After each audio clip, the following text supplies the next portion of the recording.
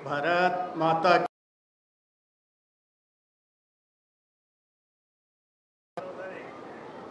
भारत माता की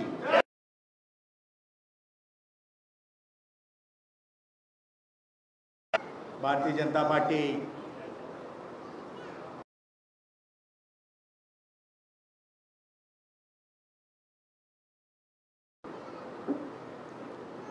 శ్రీశైలం సమస్యల పట్ల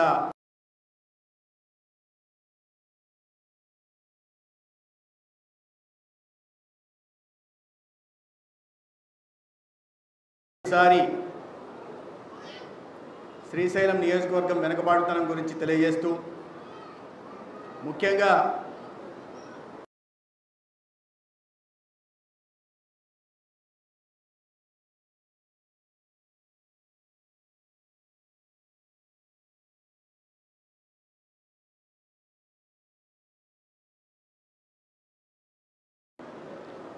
ఆరోగ్య వ్యవస్థను పటిష్టపరచాలని నిరంతరం ఆలోచించి కేవలం ఆరోగ్య శాఖకు సంబంధించిందే కాకుండా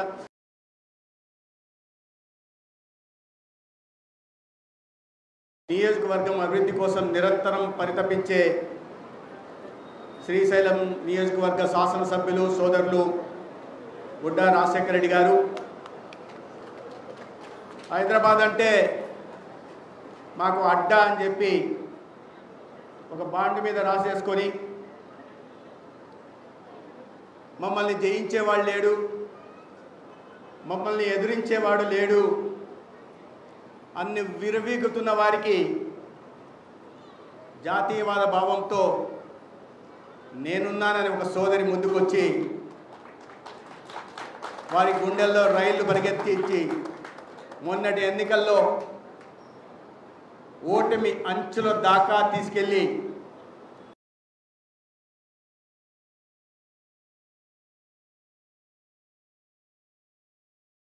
ప్రధాన కార్యదర్శి బిట్రా శివనారాయణ గారు,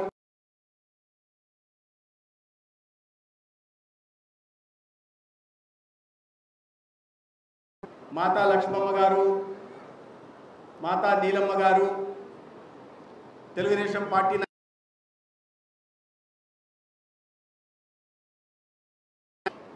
గీతా మాధురి గారు, శబానా గారు,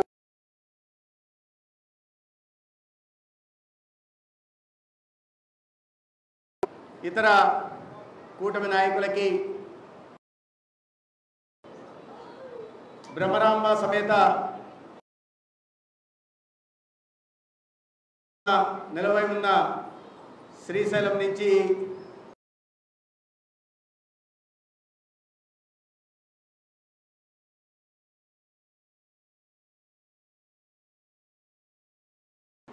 మరీ ముఖ్యంగా ఏ రకంగానైతే ఒక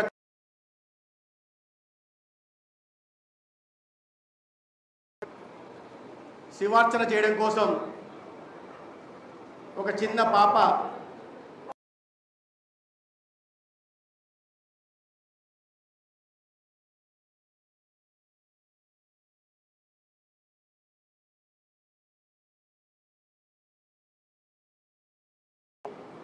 తద్వారా సుబేదార్ మల్హర్ రావు గారి దృష్టిలో పడి ఆ మల్హర్ రావు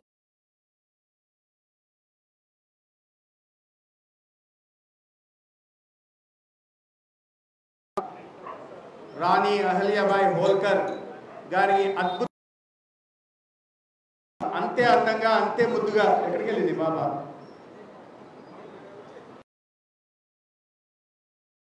అంతే అందంగా చాలా వినయంగా ముద్దుగా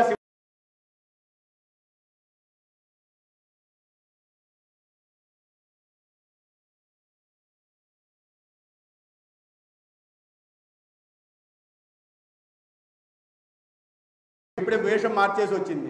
ఇప్పటిదాకా మాత అహిల్యాబాయి వేషం మార్చేసి వచ్చింది.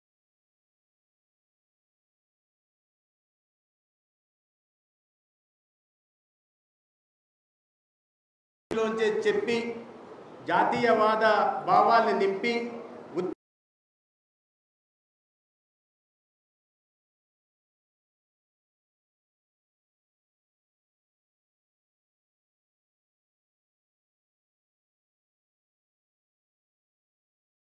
శ్రీశైలంకి ఒక ప్రాశస్త్యం ఉంది, ఒక వైశిష్టత ఉంది. పల్లవులు కట్టి మల్లికార్జున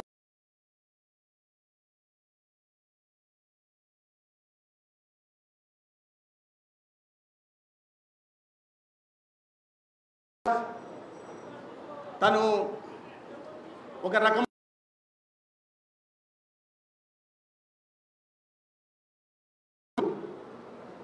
ఎక్కడికి వెళ్ళాలో తెలియక ఒక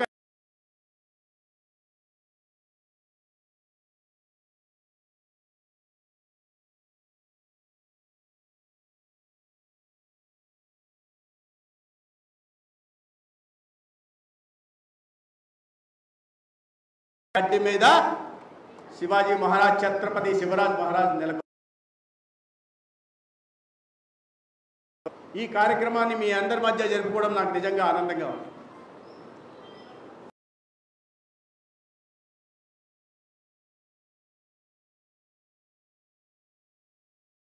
కేవలం యోగా డేని జూన్ 21 నాడు అంతర్జాతీయ యోగా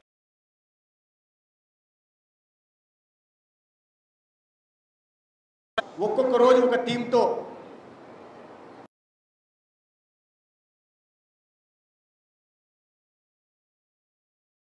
కానీ లేదా వైద్య ఆరోగ్య సంస్థలో పనిచేస్తున్న వాళ్ళు కానీ లేదా అంగన్వాడీలు కానీ లేదా భరతనాట్యం కానీ లేదా యోగా సంస్థల్లో ఉంటున్న వారు కానీ లేదా సెలబ్రిటీలు కానీ ఇటువంటి అనేక రకాలైన 26 థీమ్లతో ప్రతిరోజు కార్యక్రమాన్ని నిర్వహిస్తున్నాం. దాంట్లో భాగంగా ఇవాళ శ్రీశైలంలో కూడా ఒక కార్యక్రమం జరిగింది.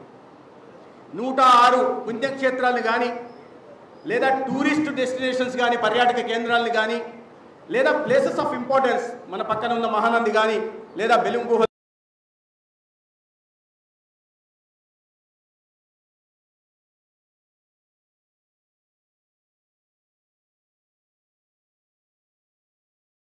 కార్యక్రమాల్ని ఈ 26 రోజుల పాటు నిర్వహిస్తున్నాం.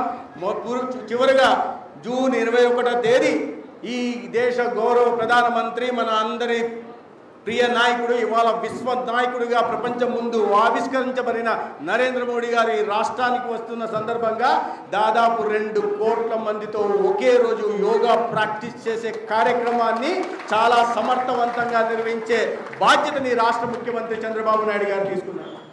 ఒకే స్థానంలో దాదాపు 5 లక్షల మందితో యోగా చేసి గతంలో ఉంటున్న 1,46,000 మంది సింగిల్ వెన్యూలో చేసిన యోగాని ఆ రికార్డుని బద్దలు కొట్టి 5 లక్షల మందితో ఒకే స్థానంలో యోగా నిర్వహించి నా భూతో నా భవిష్యత్ అన్న చందంగా భవిష్యత్తులో ఎప్పుడు కూడా మరి ఇంత పెద్ద స్థాయిలో యోగా సింగిల్ వెన్యూలో చేయలేని విధంగా చేసే కార్యక్రమానికి కూడా శ్రీకారం చుట్టబోయాం.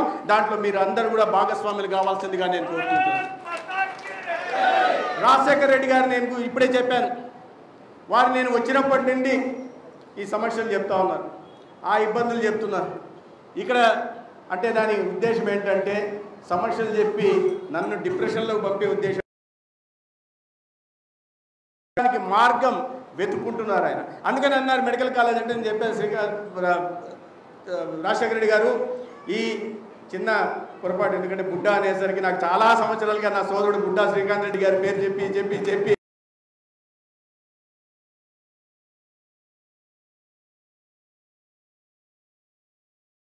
కల్పన చేసినప్పటికి కూడా ఈ బోధనా సిబ్బంది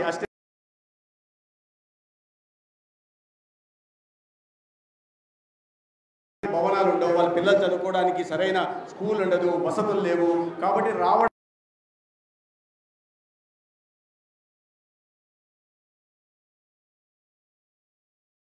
అమలు చేయలేని హామీల కన్నా చేయగలిగింది ఏదంటే ఏం చేయొచ్చు అన్నారు. నేను చెప్పా ఇట్లని అదైతే ఖచ్చితంగా చేయాలి. సంవత్సరాల్లో ఈ ప్రాంతానికి ఆయుర్వేద హాస్పిటల్ని ఆయుష్ హాస్పిటల్ని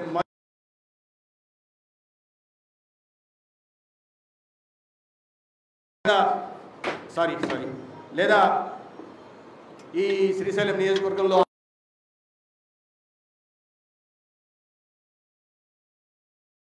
ఇప్పటికే గుర్తించడం జరిగింది. ఉదాహరణకి సునిపేటలో అద్భుతమైన భవనము, డయాగ్నోస్టిక్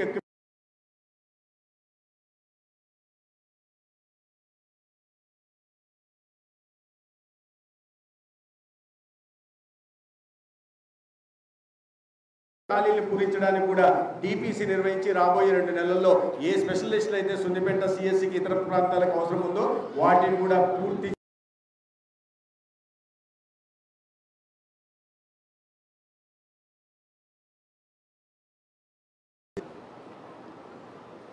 మధు గారి దగ్గర నుంచి, బిట్రా గారి దగ్గర నుంచి, రాజశేఖర్ గారి దగ్గర నుంచి, మాధవీలత గారి దాకా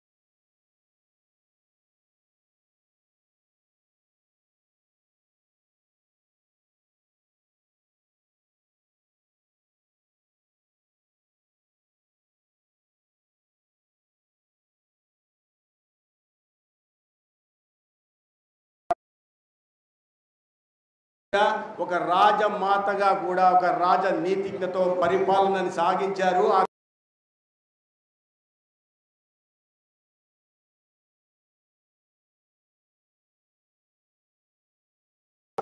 సంప్రదాయాల్ని పరిరక్షించడమే కాకుండా హిందూ ధర్మ పరిరక్షణ కోసం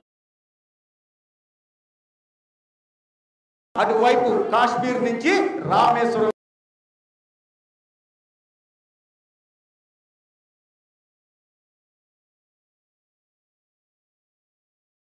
కార్యక్రమంగా తీసుకొచ్చి మన హిందూ ధర్మ ఔన్నత్యాన్ని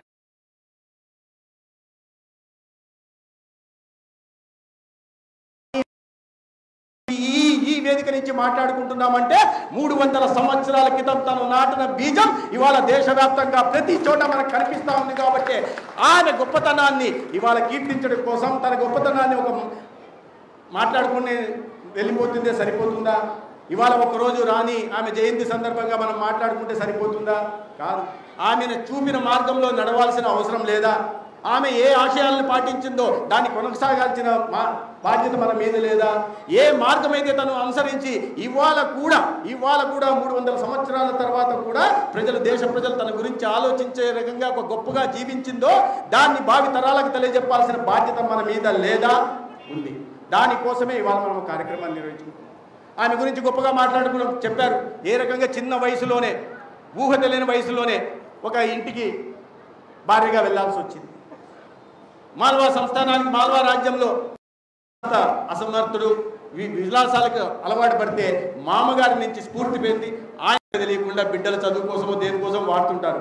ఆ రకంగా ఆ రోజుల్లోనే ఆ తల్లి ఆ రాజ్యానికి ప్రజలందరూ మరి మీ కుటుంబం గురించి మీరు ఆలోచిస్తారు, కానీ ఆ రాజ్యంలో ఉంటున్న సమస్త ప్రజానికం మార్గంలో ఖర్చు పెట్టి రోడ్ల నిర్మాణం కోసం కానీ, గుడుల నిర్మాణం కోసంలో కానీ ఆమె రాణిగా ఉన్నప్పుడు 250-270 సంవత్సరాల క్రితమే చేపట్టిందంటే మహిళలకి ఎంత, భారతదేశంలోంచి మహిళలే ప్రపంచానికి చాటారు. కానీ ప్రపంచంలో మీరు ఎక్కడన్నా గూగుల్ చేసి చూడండి, ఇంతటి అహల్యాబాయి హోల్కర్ లాంటి మహిళ మన ప్రపంచంలో ఎక్కడ? ఎందుకంటే మన రక్తంలోనే, మన భారతీయ తత్వంలోనే, మన సనాతన ధర్మంలోనే మహిళల్ని గౌరవించే పద్ధతి ఉంది. మహిళలలో సమర్థత ఉంది, వాళ్ళ నిబద్ధతతో చిత్తశుద్ధితో పనిచేసే సమర్థత వారికి ఉందని చెప్పి మనం సంస్కృతి మాత్రమే చెప్పిన Mrs Rajasekhar Reddy, mister and Mrs Rajasekhar Reddy అంటారు. ఆమెను చెప్పాలంటే కూడా మిసెస్ రాజశేఖర్ రెడ్డి అంటారు. మన దగ్గర అట్లా లేదు. మనం చెప్పాలంటే శ్రీమతి శ్రీ రాజశేఖర్ రెడ్డి అంటాం. ముందు శ్రీమతిని, ఆయన గురించి ప్రస్తావించాలంటే కూడా శ్రీమతి శ్రీ అంటాం. రాముడు సీతానం మనం ఏమంటాం?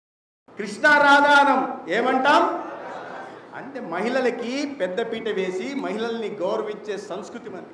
ఇవాళ మహిళా సాధికారత గురించి ప్రపంచ దేశాలు మనకు ఊకదంపుడు మహిళలకు పెద్దపీట వేసే సంస్కృతి మన సనాతన ధర్మం, మన మునులు, మన ఋషులు మనకి వాళ్ళ అనుభవాన్ని రంగరించి మేళవించి మనకు అందించిన సనాతన ధర్మంలో మీరు ఒకసారి వెళ్ళి చూశారంటే మీకు అర్థమవుతుంది. ఏ దేశంలో ముఖ్యమైన మీరు ఆలోచించండి. మనం చదువు బాగా రావాలంటే ఎవరిని పూజిస్తాం?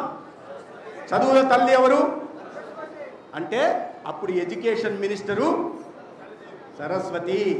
ఇప్పుడు ఫైనాన్స్ మినిస్టర్ల గురించి మాట్లాడుతుంటాం. అన్నిటికీ డబ్బు లేకపోతే ఏమీ పని కాదు, ఏ పని జరగదు. డబ్బు కావాలంటే ఏం కావాలా? ఎవరి కటాక్షం ఉండాలా? లక్ష్మీదేవి కటాక్షం ఉండాలి. అంటే ఎవరామె? Finance minister Lakshmidevi.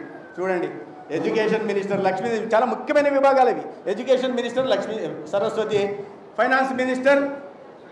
ఇవాళ మనం పాకిస్తాన్తో పోరాడుతున్నాం, సింధూర్తో పోరాడుతున్నాం. వాళ్ళకి సరైన సమాధానం ఇచ్చాం. దాని గురించి మీ అందరికీ తెలుసు, నేను ప్రత్యేకంగా ప్రస్తావించాల్సిన అవసరంలా. ఇవాళ ప్రపంచం దేశాలు ఏదైనా భారత వైపు కన్నెత్తి చూడాలంటే ఒక అశ్వదృష్టితో మన వైపు చూడాలంటే వెన్నులో వణుకొచ్చే విధంగా సమాధానం చెప్పాం. కానీ ఆ డిఫెన్స్ సిస్టమ్ ఇవాళ మనం ఇంతకుముందంతా ఎవరైనా రాక్షసులు కానీ అసురులు కానీ లేదా సమాజానికి కలంకంగా మారిన వారు కానీ ఆటంకంగా ఉన్న వారిని సంహరించే పని, దుష్ట శిక్షణ శిష్ట రక్షణ చేసే పని ఎవరు చేసేవారు? దుర్గామాత చేసేది. అంటే ఏ మంత్రి ఆమె? రక్షణ శాఖ మంత్రి, డిఫెన్స్ మినిస్టర్. చూడండి, ముఖ్యమైన ఎడ్యుకేషన్ మినిస్టర్ మహిళలకు ఇచ్చాం, ఫైనాన్స్ మినిస్ట్రీ మహిళలకు ఇచ్చాం, డిఫెన్స్ మినిస్ట్రీ మహిళలకు ఇచ్చాం. ఈ ప్రపంచంలో ఏ దేశంలో కూడా మీరు అది ఒక్క భారతదేశ గడ్డ మీదే ఉంది. ఎందుకంటే భారతదేశంలో అట్లాంటి వీరవనితలు మహిళామణులు పుట్టారు కాబట్టి వారి నుంచి ఇవాళ అనేక మంది స్ఫూర్తిని పొందుతున్నారు. వారిని ప్రేరణదాయకంగా తీసుకొని వాళ్ళని వారు నిరూపించుకుంటే పని చేసుకుంటున్నారు. అందుకనే ఈ ప్రేరణగా నిలుస్తున్న ఝాన్సీ లక్ష్మీబాయి గారిని కానీ లేదా రాణి అహల్యాబాయి హోల్కర్ కానీ మనల్ని గుర్తించుకోవడంలో తప్పేమన్నా ఉందా? వారు చేసిన గొప్పతనం గురించి మాట్లాడుకోవడంలో తప్పేమన్నా ఉందా? మాట్లాడుకోవాలా లేదా? ఏం మాట రావట్లే, మాట్లాడుకోవాలా వద్దా? ముందు మిమ్మల్ని ఇంత పొగుడుతిని మీరు కూడా చెప్పకపోతుంది. నేను చెప్పి ఇన్ని బాధ్యతల్ని సమర్థవంతంగా నిర్వహించి అనేక రకాల యుద్ధ తంత్రాలు నేర్చుకుంది. ఒక చిన్న వయసులో భర్త వ్యసనాలకు బానిసైతే, మందుకు తాగుడుకు బానిసైతే మామగారిని చూసుకుంటూ మామ యుద్ధాలకు వెళ్తే మల్హర్రావు గారు వచ్చిన తర్వాత ఆ మామగారు ఆ యుద్ధ కళలు నేర్చుకుంటూ యుద్ధంలో ఏ రకంగా జరిగింది, ఏ రకంగా శత్రువులతో పోరాడారు, ఆ క్రమంలో మన సైనికులు ఏమైనా చనిపోయారా, సైనికులు చనిపోతే వారికి ఏ రకంగా సపర్యలు చేపట్టారు, ఆ కుటుంబాన్ని ఏ రకంగా ఆదుకున్నారు, తర్వాత జరగబోయే యుద్ధంలో ఏ రకమైన రణతంత్రం మనకు ఉండాలి అనే ఉద్దేశం దీన్ని మామగారి నుంచి నేర్చుకుంది. అదే కాకుండా 15 ఏళ్ల వయసులోనే పరిపాలన మామగారు యుద్ధానికి వెళ్తే అత్తగారి సేవలు గౌతమిబాయి సేవలు చేసుకుంటూనే నలుగురు అత్తగారులు ఉంటే నలుగురు అత్తగారులు సేవలు చేసుకుంటూ మన్నలను పొందుతూనే ఖజానాన్ని సమర్థవంతంగా నిర్వహించి ఇప్పుడే మాధవీలత గారు చెప్పారు, భర్తకు డబ్బులు కూడా ఖర్చులు కూడా ప్రజల నుంచి పన్నుల రూపంలో తీసుకుంటున్నది. ఇతర దేశాల నుంచి యుద్ధాలు చేసి మన సైనికులు వారి దేశం నుంచి తీసుకొచ్చిన ధనం ఖజానాకు చేరితే ఇది ప్రజలకు పేష్వా జరిగినప్పుడు ఆయన అంత్యక్రియలను ఘనంగా నిర్వహించాలి. ఎందుకంటే ఆ సంస్థానం సంబంధాలు ఉన్నాయి కాబట్టి ఖజానా నుంచి కాకుండా నాకు వారసత్వంగా కానీ నా తల్లిదండ్రుల నుంచి కానీ ఒక గొల్ల నుంచి దీనికోసం ఏదైతే ఖర్చు పెట్టాల్సి ఉందో ఆ నిధులన్నీ ఆ ఖర్చును మొత్తం నేను భరిస్తానని ఆ రోజుల్లోనూ చెప్పిన. ఇవాళ ఏది కనిపిస్తే దోచుకుందాం అనుకుని చూస్తున్న రోజుల్లో ఒక మహిళ తన సొంత నిధుల నుంచి ఆ ఖర్చును భరిస్తాను, ప్రజల మీద భారం మోపడానికి వీలు లేదు అని చెప్పిందంటే ఎటువంటి పరిపాలన మెచ్యూరిటీ ఆమెకు ఉందనే విషయాన్ని మనం అర్థం చేసుకోవచ్చు. మామగారి దగ్గర నుంచి అనేక రకాల విషయాలు. ఒకవైపు 29 ఏళ్ల వయసులో భర్త చనిపోయాడు, తర్వాత మామగారు చనిపోయారు, తర్వాత మధ్యలో కొడుకు చనిపోయాడు మాలేరావు, తర్వాత కోడలు చనిపోయింది, తర్వాత అల్లుడు చనిపోయాడు, తర్వాత మనవడు చివరికి నాతూబా కూడా ఆనాడు క్షయవ్యాధితో చనిపోతే ఇంతమంది కళ్ళ ఎదురుగా పోతుంటున్నప్పుడు కూడా ఎక్కడ కూడా మనోస్థైర్యాన్ని కోల్పోకుండా నాకు బాధ్యత ఇచ్చారు, ఈ సామ్రాజ్యాన్ని కాపాడాల్సిన అవసరం ఉంది, ఈ ప్రజలకు అండగా నిలబడాల్సిన అవసరం ఉందని చెప్పి 1925 నుంచి తను చనిపోయేదాకా 1999 దాకా ఒక రాణిగా తను ఇది వచ్చిన తర్వాత 1754 రాణిగా వచ్చిన తర్వాత 1795 దాకా ఆమె సమర్థవంతంగా రాజ్యాన్ని సంరక్షించింది, శత్రువు నుంచి సంరక్షించింది. బయట నుంచి కాకుండా సొంత మనుషులతో కూడా రదోబా బాబా అనే అతను తిరుగుబాటు చేస్తే ఎక్కడ కూడా ఒక రక్త బొట్టు చిందకుండా దాన్ని అంచివేసే ప్రయత్నం చేసింది. ఆ క్రమంలో అనేక మంది శత్రువులతో తుర్కోజీ అని ఆమె సైన్యాధిపతి ఆమె మీద తిరుగుబాటు చేసే ప్రయత్నం చేస్తే నిధులు ఖర్చు సక్రమంగా చూడగలదు, అత్తమామల్ని సక్రమంగా చూసుకోగలదు, పిల్లల్ని ఒక బాధ్యతాయుతంగా పెంచగలదు. అదేవిధంగా రాజ్యాల్ని కూడా పాలించి హిందూ ధర్మ పరిరక్షణ కోసం కూడా పాటుపడగలదని ఒక మహిళ చాటి చెప్పి నమస్కరించాల్సిన అవసరం. మిత్రులారా, అనేక విషయాలు చెప్పారు.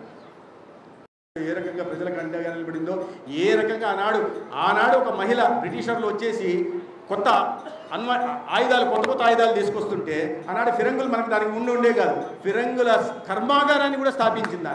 ఫిరంగుల కర్మాగారాన్ని స్థాపించి ఫిరంగులు తయారు చేయడం జరిగింది. కానీ ఆ టెక్నాలజీ మన దగ్గర లేదు కాబట్టి, ఆ నైపుణ్యం మన దగ్గర లేదు కాబట్టి బ్రిటిష్ వాళ్ళనో లేదా ఫ్రెంచ్ వాళ్ళనో తీసుకొచ్చి వాళ్ళ దగ్గర ముందు ఆ టెక్నాలజీ నేర్చుకొని ఆ నైపుణ్యం నేర్పించేదాకా మాత్రమే వాళ్ళని వాడుకొని, అయ్యా నువ్వు విదేశస్తుడి, నా దేశంలో నీ అవసరాలు చాలు, వాట్సాప్ ద్వారా ఎప్పటికప్పుడు అప్డేట్. ఆ రకంగా యుద్ధ తంత్రం నేర్చుకోవడంలో కూడా కొత్తగా అప్డేట్ చేసి తన సామ్రాజ్యంలో ఉంటున్న ప్రజల్ని కాపాడుకునే ప్రయత్నం చేసింది. ఇండోర్ నుంచి కాకుండా ఇండోర్ కూడా చాలా అద్భుతంగా ఈ రోజు కూడా మీకు ఇండోర్కి వెళ్తే ఇండోర్ మీకు చిన్న ఉదాహరణ చెప్తాను. ఇండోర్ అనే పట్టణం వరుసగా ఈ స్మార్ట్ సిటీ కాన్సెప్ట్ పెట్టినప్పుడు నేను ఆ కేంద్ర ప్రభుత్వంలో ఆ మంత్రి గారికి ఓఎస్డీ ఉండేవాడిని, పట్టణాభివృద్ధి శాఖ మంత్రికి. ఈ సర్వే చేసేవాళ్ళం బెస్ట్ సిటీ ఏంది అని. బెస్ట్ సిటీ ఏంటంటే వరుసగా 4 సార్లు ఇండోర్ పట్టణమే వచ్చింది. దానికి ఏందయ్యా కారణం అని మేము లోతుల్లోకి వెళ్ళి చూస్తే ఈ పట్టణం ఎప్పుడో 300 సంవత్సరాలు 250 సంవత్సరాల క్రితమే నిర్మించబడిన పట్టణం. అప్పుడే ఇంత ప్లాంట్గా దాన్ని నిర్మించారు. ఆ నిర్మించింది కూడా అహిల్యాబాయి హోల్కర్ మాత్రమే. దాని కారణంగా ఇవాళ ఇప్పుడు మనం ఏదయ్యా బెస్ట్ సిటీ దేశంలో అంటే మళ్ళీ మనకు కనిపిస్తుంది ఇండోర్ కనిపిస్తుంది. అంటే ప్రతి విషయంలో తన సమర్థతను నాకు చాటింది. అయితే ఇవాళ మనం ఎందుకు వీటి గురించి మాట్లాడుకుంటున్నాం? చాటింది సరే, మళ్ళీ గుర్తు చేసుకుందాం. ఎందుకంటే ఒక గొప్ప వ్యక్తులు చేసిన పని నుంచి స్ఫూర్తి అనేక మంది పొందుతూ ఉంటారు. ఆ పొంది వాళ్ళకి అవకాశం వచ్చినప్పుడు, వాళ్ళ చేతికి అధికారం లభించినప్పుడు ఎవరి నుంచి అయితే స్ఫూర్తిని పొందారో, ఎవరైతే మార్గాన్ని చూపించారో ఆ మార్గంలో నడిచే ప్రయత్నం చేస్తున్నారో ఆ ప్రయత్నం ఇవాళ మన దేశ ప్రధాని నరేంద్ర మోడీ గారు చేస్తున్నారు. మహిళా సాధికారత గురించి ఆవిడ తాపత్రయపడింది. వితంతు వివాహాలు జరగనివ్వలేదు. తనే సతీ సహగమనం చేయడానికి సిద్ధపడింది, కానీ మామగారు ఆపారు. వితంతు వివాహాలను చేయకుండా తన మిత్రురాలైన రోహిణి అనే ఆమె వివాహం తిరిగి వితంతువులు అప్పట్లో చేస్తే భర్త చనిపోతే ఇంకా అయిపోయింది, ఇంకా పెళ్లి చేసుకోవడానికి లేదు, వారికి ఇంకో జీవితం లేదు, వారికి మరో స్వాతంత్రం లేదు. ఆ రకమైన పరిస్థితులు ఉంటే వితంతు వివాహాలని వ్యతిరేకించింది. మహిళా సాధికారత కోసం ప్రయత్నం చేసింది ఆనాడే. ఇవాళ అదే మహిళా సాధికారత కోసం ఈ దేశ ప్రధాని ప్రయత్నం చేస్తూ ఉన్నారు. అన్నిటికన్నా ముఖ్యంగా చెప్పాలి, ఇప్పుడే చెప్పాడు, 33% రిజర్వేషన్లు మనం కల్పించాం. చట్టసభల్లో మహిళలకి 30. ఎందుకంటే కొన్ని వేల మంది రాణి అహిల్యాబాయి హోల్కర్ను తయారు చేయాలంటే చట్టసభల్లో మహిళలు వెళ్లాల్సిన అవసరం ఉందేనే గుర్తించారు. కాబట్టే మహిళా సాధికారతకు లోబడి ఇవాళ 33% రిజర్వేషన్లు కల్పించారు.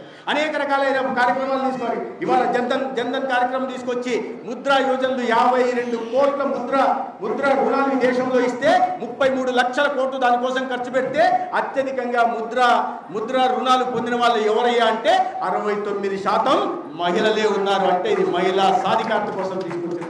అదేవిధంగా స్టాండప్ ఇండియా కానీ, స్టార్టప్ ఇండియా కానీ, మేక్ ఇన్ ఇండియా కానీ, డిజిటల్ ఇండియా కానీ, స్కిల్ ఇండియా కానీ, ఇటువంటి ఏ వినూత్న కార్యక్రమాలకు శ్రీకారం చుట్టినా అత్యధిక సంఖ్యలో ఎవరయ్యా లబ్ధి పొందుతున్నారంటే మహిళా మనులే పొందుతున్నారు.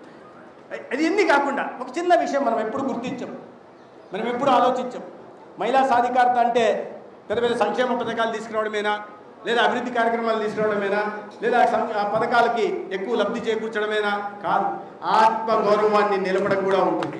ఆత్మగౌరవాన్ని ఏ రకంగా నిలబెట్టాడు నరేంద్ర మోడీ గారు అని మనం ఎప్పుడు ఆలోచించాం. మీరందరూ గ్రామీణ ప్రాంతాల నుంచి వచ్చిన వాళ్ళు ఒక్కసారి గుర్తు చేసుకోండి. 10 సంవత్సరాల క్రితం మహిళ గ్రామాల్లో ఉంటుంది. ఒక మహిళ, ఒక అక్క చెల్లి బహిర్భూమికి వెళ్లాల్సి వస్తే సూర్యాస్తమం తర్వాత సూర్యోదయం ముందో వెళ్లాల్సిన దౌర్భాగ్యకర పరిస్థితి ఉంటే అక్క చెల్లెళ్ళ ఆత్మగౌరవం నిలబెట్టడం కోసం 12 కోట్ల మరుగుదొడ్లను నిర్మించి ఇవాళ అక్క చెల్లి బహిర్భూమికి వెళ్లాల్సి వస్తే అర్ధరాత్రి పూట వెళ్లాల్సిన పని లేదు, ఇంట్లోనే. చిన్న విషయం, ఎందుకు ఆలోచించలేదు ఎవరు? నేను రాజకీయాల గురించి మాట్లాడట్లే, కానీ గ్రామాల్లో మరుగుదొడ్లు లేని పరిస్థితులు ఉన్నప్పుడు ఎందుకు ఆలోచించలేదు? వ్యక్తిగత మరుగుదొడ్లు నిర్మించాలని ఇన్ని దేశంలో ఇంతమంది ప్రధానమంత్రులు ఎందుకు ఆలోచన రాలా? ఎందుకు అక్క చెల్లెలు ఆత్మగౌరవం నిలపాలనే ఆలోచన ఎందుకు చేయలేదు? ఆ పని చేసి దాన్నే మహిళా సాధికారత అంటారు. అదే అహిల్యాబాయి హోల్కర్ నుంచి ప్రేరణ పొందాడు. కాబట్టి నిజమైన మహిళా సాధికారతకి ఈ దేశంలో నిర్వచనం చెప్పిన వ్యక్తి ఎవరయ్యా అంటే అనేది ఉజ్వల పథకం. పొయ్యి ఉండేది, కట్టెల పొయ్యిలో ఉంటే మా అమ్మకి నేను కాలేజీలో ఉన్నప్పుడు క్యాన్సర్ వచ్చింది. ఏమయ్యా క్యాన్సర్ అంటే చెప్పారు వాళ్ళు, ఏమంటే ఊపిరితిత్తులు దెబ్బతిన్నాయి, ప్యాంక్రియాస్ దెబ్బతింది. ఎందుకు అంటే పొగాగిగా ఇంత. ఎందుకంటే మా ఇంట్లో వంట చేయడమే కాకుండా వేరే పెళ్ళిళ్ళకి వాటికి కూడా మా అమ్మ వంట చేసేది.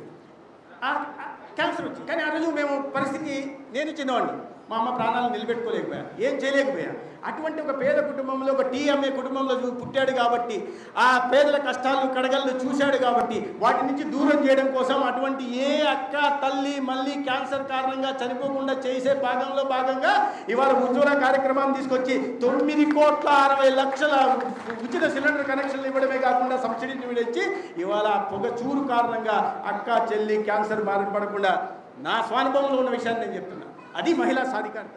ఇటువంటి మహిళా సాధికారత కోసం ప్రయత్నాలు చేసిన నాయకుడు ఆమె నుంచి స్ఫూర్తి పొందానని తను చెప్పుకుంటా ఉంటే అటువంటి మహిళను మనం కూడా గౌరవించాల్సి ఉంది. ఆ స్ఫూర్తిని ఇతర భావితరాలకు కూడా తెలియజెప్పాల్సి ఉంది.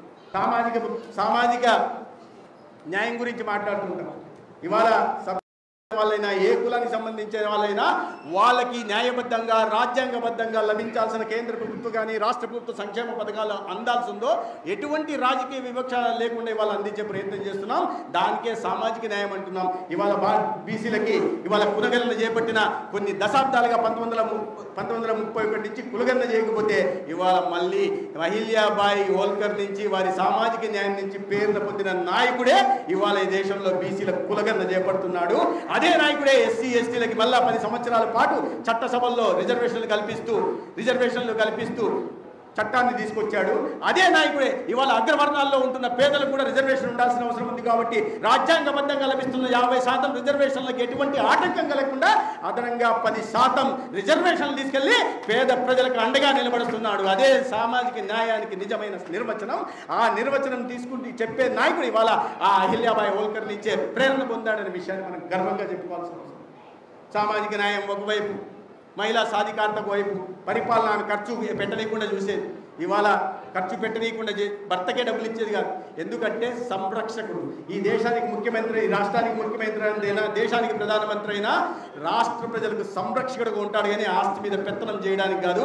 అందుకనే నరేంద్ర మోడీ గారు ప్రధానమంత్రి అయిన తర్వాత ముఖ్యమంత్రి గారు కూడా ఆనాడు సలహా ఇచ్చారు. చంద్రబాబు నాయుడు గారు కూడా డిజిటల్ పేమెంట్స్ గురించి ఇటీవల కూడా వారు చెప్పారు. డిజిటల్ పేమెంట్స్ గతంలో పెడుతుంది 85 పైసలు అవినీతి రాజకీయ నాయకుల జేబుల్లోకో లేదా దళారుల జేబుల్లోకి పోతుందని ఆయన చెప్తే దాన్ని సరిచేస్తూ ఇవాళ జన్ధన్ యోజన తీసుకొచ్చి డైరెక్ట్ మీ ఆధార్ని అనుసంధానం చేసి డైరెక్ట్ బెనిఫిట్ ట్రాన్స్ఫర్ ద్వారా కేంద్ర ప్రభుత్వం నుంచి రాష్ట్ర ప్రభుత్వాల నుంచి ప్రజలకు అందాల్సిన లబ్ధిని నేరుగా ఒక్క పైసా లీకేజ్ కాకుండా నేరుగా పంపిస్తున్నారు. దాని కారణంగా దాదాపు 88 లక్షల కోట్లు ఆదాయం. దానికి ప్రేరణ అహిల్యాబాయి హోల్కర్ నుంచి లభించింది. ఏ రకంగా ఖజానాని సమర్థవంతంగా నిర్వహించాలా, ప్రజలకు దాని లబ్ధిని చేకూర్చాలా అనే అనేక కార్యక్రమాలు ఇవాళ కొత్త టెక్నాలజీని అనుసంధానం చేసుకుని కొత్త కార్యక్రమాలు తీసుకు అవినీతిని నిర్మూలించే పని చేస్తున్నాం. దాని కారణంగానే 13 సంవత్సరాల పాటు ముఖ్యమంత్రిగా చేసిన, ఇప్పుడు 11 సంవత్సరాల పాటు ప్రధానమంత్రిగా చేసిన, 24 సంవత్సరాల పాటు ఒక ప్రధానమైన బాధ్యతల్లో ఉంటున్న నాయకుడు ఒక్కటంటే ఒక అవినీతి మచ్చ లేకుండా ప్రజాపాలనని పారదర్శకంగా ప్రజారంజకంగా అందిస్తున్నాడంటే ప్రేరణ అహిల్యాబాయి హోల్కర్ నుంచి. న్యాయం, మహిళా సాధికారత ఇవి దుర్వినియోగం కాకుండా చూడడం, అనేక రకాలైన కొత్త సంక్షేమ పథకాలు తీసుకురావడం. ఇవాళ ఇప్పుడే ప్రస్తావించారు విశ్వకర్మ గురించి. చేతి వృత్తుల మీద ఆధారపడిన వాళ్ళు పూర్తిగా అంతరించిపోకుండా వాళ్ళు ఒక గ్రామాల్లో ఆర్థిక పరిపుష్టి కోసం ఆలంబనంగా ఉంటున్న చేతి వృత్తులని ప్రోత్సహించడం కోసం విశ్వకర్మ కార్యక్రమాన్ని తీసుకొచ్చారు. ఈ మహిళా సంఘాలను ఏర్పాటు చేసి మహిళా సంఘాలకి నేషనల్ రూరల్ లైవ్లీహుడ్ మిషన్ ద్వారా కానీ నేషనల్ అర్బన్ లైవ్లీహుడ్ మిషన్ ద్వారా కానీ లక్షల కోట్లు రుణ సదుపాయం కల్పించి వారి జీవితాలకు ఒక భరోసా కల్పించడం కాకుండా వారికి ఉపాధి కల్పించి వారి కాళ్ళ మీద వారు నిలబడ్డమే కాకుండా ఆ కుటుంబానికి చేయూతగా నిలబడ్డమే కాకుండా వారి బిడ్డలకు ఉజ్వల భవిష్యత్తు అందించే దిశగా కూడా ఇవాళ కార్యక్రమాలు నడుస్తున్నాయి.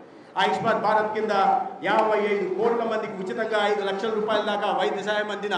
ఇవాళ రైతుల గురించి మాట్లాడిన ఆనాడు మాల్వా ప్రాంతంలో కొన్ని సంవత్సరాల పాటు వర్షం రాకపోయినప్పటికీ కూడా అక్కడ దుర్భిక్షం లేదు, అక్కడ కరువు కాటకాలు లేవు. ఎందుకంటే నీటి నిర్వహణని చాలా సమర్థవంతంగా చేశారు.